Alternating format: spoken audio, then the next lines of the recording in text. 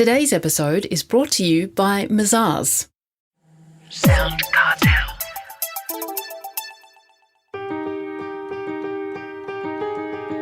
From SoundCartel, I'm Nicole Goodman, and this is Business Essentials Daily.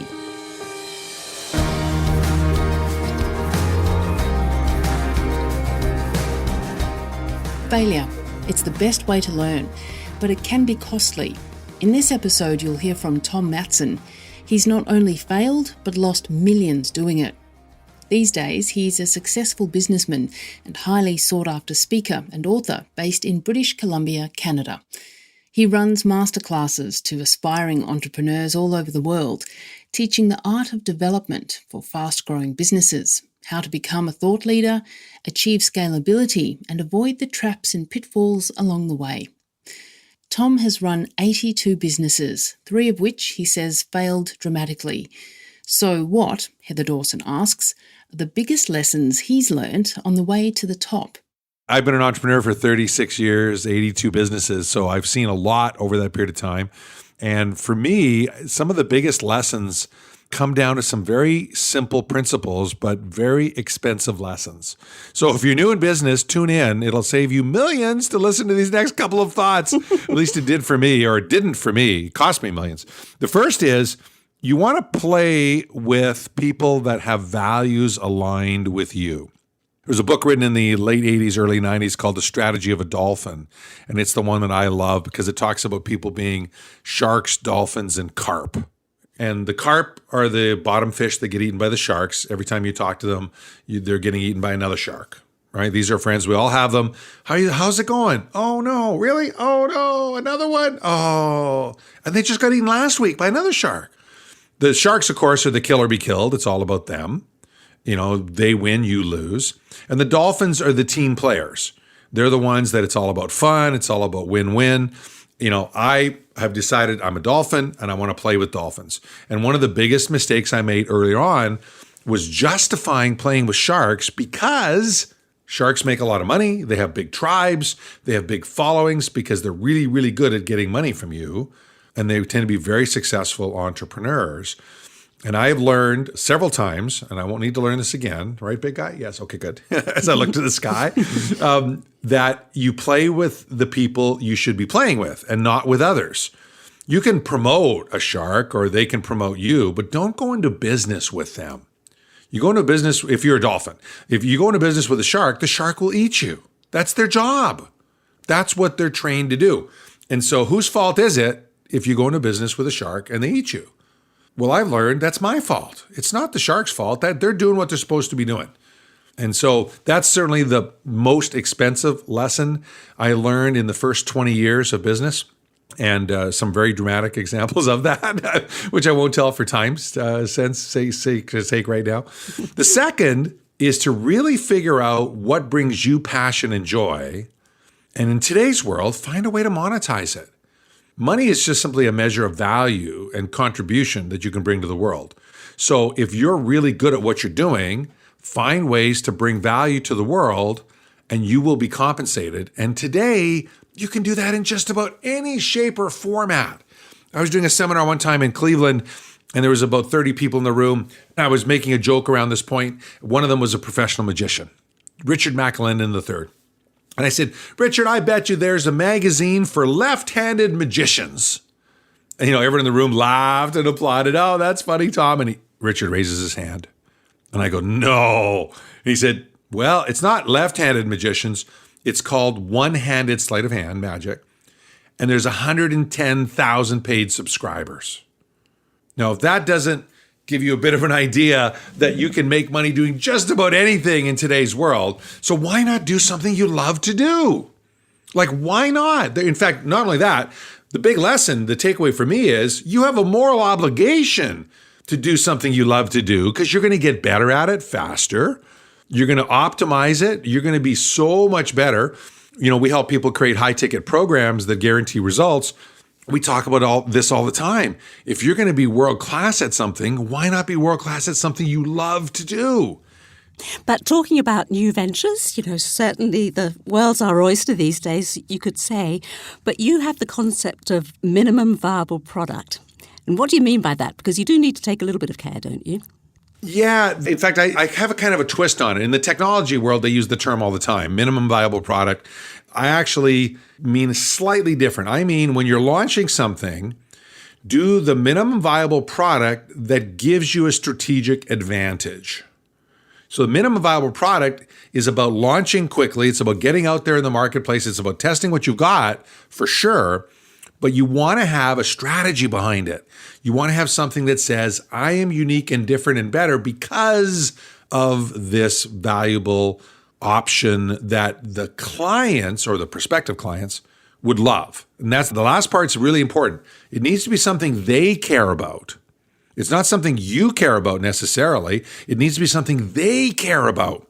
It needs to be something amazing and interesting and powerful for them or helpful for them. Or in the case of high ticket programs, we would talk about making money, saving money, staying out of jail or compliance for B2B, better life and better relationships.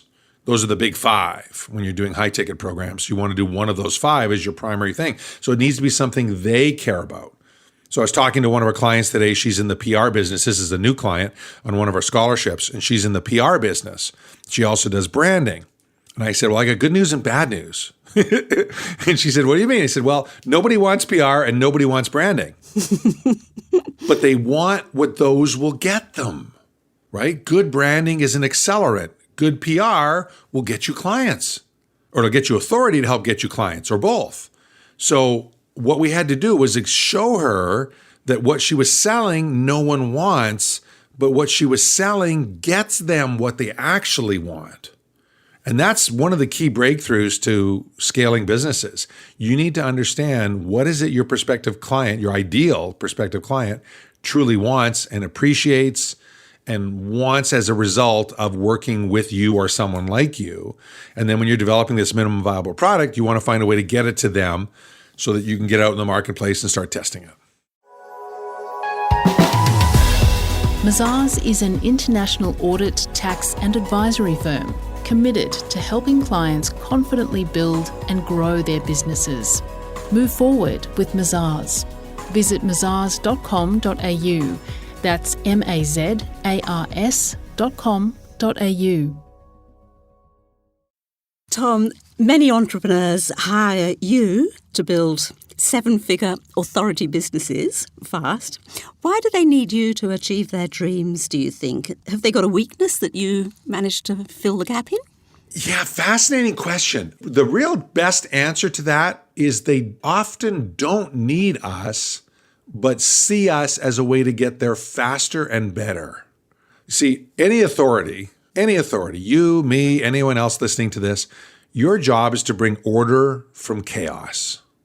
And so if I can bring you order from chaos and get you to $1 million 3 or 5 or 7 years faster than you would get there, you're quite happy to pay me something, especially if I link it to results. You're quite happy to pay me something. Even a startup business needs to get to 6 figures or it's not going to be able to pay its bills.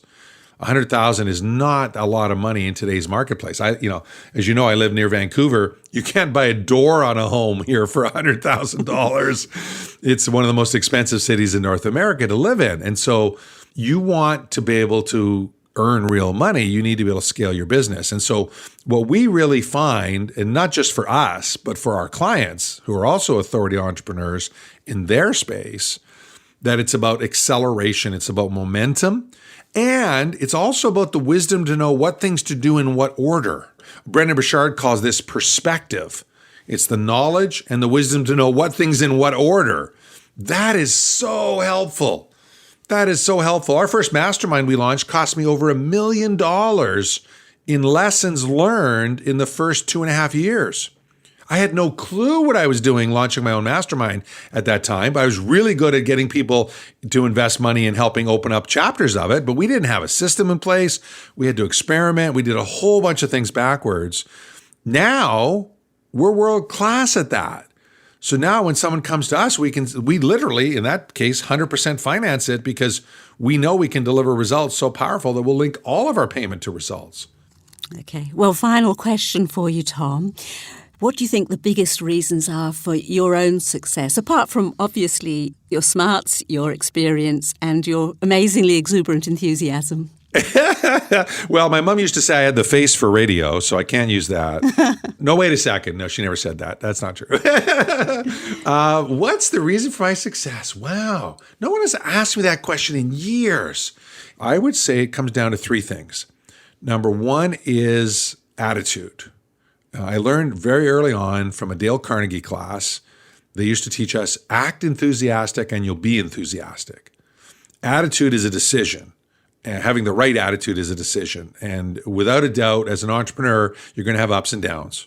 You know, Lord knows, with 82 businesses, I had lots of ups and lots of downs. And your attitude is crucial to that. Second is communication. The single most important skill we need as entrepreneurs is to be able to communicate, whether that's one-on-one or to our team or to vendors, or now we run 3-hour deep dive training masterclasses as our main way to communicate.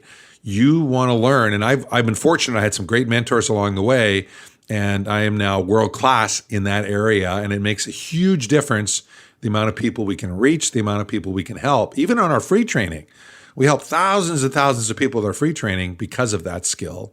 So attitude, communication. And the last one, definitely you said it, but I would say it's one of my keys personally, is enthusiasm. I don't do it if I don't want to do it. And if I'm going to do it, I'm going to have fun doing it. And so why not be enthusiastic along the way? It's a lot more enjoyable. And for me, it's just a state of being. My state of being is I am enthusiastic. And then sometimes I get off of that and have to come back to being enthusiastic. But my natural default is enthusiasm. So to me, attitude, communication, and enthusiasm. That was speaker and entrepreneur Tom Matzen.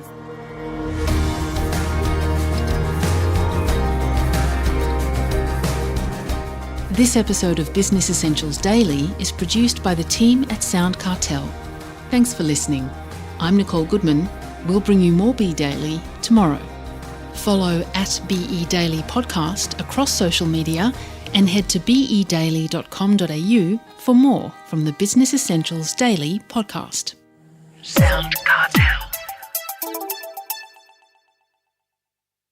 This episode was brought to you by Mazars.